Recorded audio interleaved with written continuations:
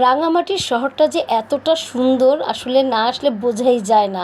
হ্যাঁ বন্ধুরা, আমি আজকে রাঙামাটি পলয় পার্কে আছি। এই পলয় পার্কটা কিন্তু ভীষণ সুন্দর, এত সুন্দর সুন্দর স্পটগুলো আছে যে মানে চোখ জুড়ানোর মতো। নিশ্চয়ই দেখতে পাচ্ছেন আমার পিছনে কিন্তু পানি পড়ছে। এই ওয়ালটা একদম পুরো পাথরের, পাথরের সেই পানিগুলো পড়ছে ঝর্ণার মতো।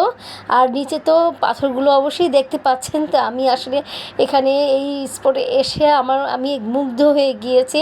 না পেরে আমি সেই একদম পানির সামনেই চলে গিয়েছি ভিডিও করার জন্য এবং আপনাদেরকে দেখানোর জন্য। আসলে যারা মানে এই সমস্ত জায়গায় যাননি তাদের উদ্দেশ্যেই কিন্তু আমরা ভিডিওগুলো করি, ঠিক আছে। এইটাও মানে রাঙামাটির একটি অংশ। এখানে আসলে আদিবাসীদের গ্রামের সামনেই আমরা চলে এসেছি। আর এই জায়গাটা কিন্তু মানে আমরা আসলে কাপ্তাই লেগে যে নদীপথ আছে সেই নদীপথ বেয়ে আমরা কিন্তু এখানে মানে ট্রলারে করে আমরা এই জায়গাতে এসেছি। এত সুন্দর, এত সুন্দর জায়গাটা যে কি বলবো, মানে মনোমুগ্ধকর পরিবেশ, একদম ফুলে ফুলে ভরা এই পাহাড়টা। মানে পাহাড়ে যত উপরেই উঠি ততই কিন্তু ফুল আর ফুল।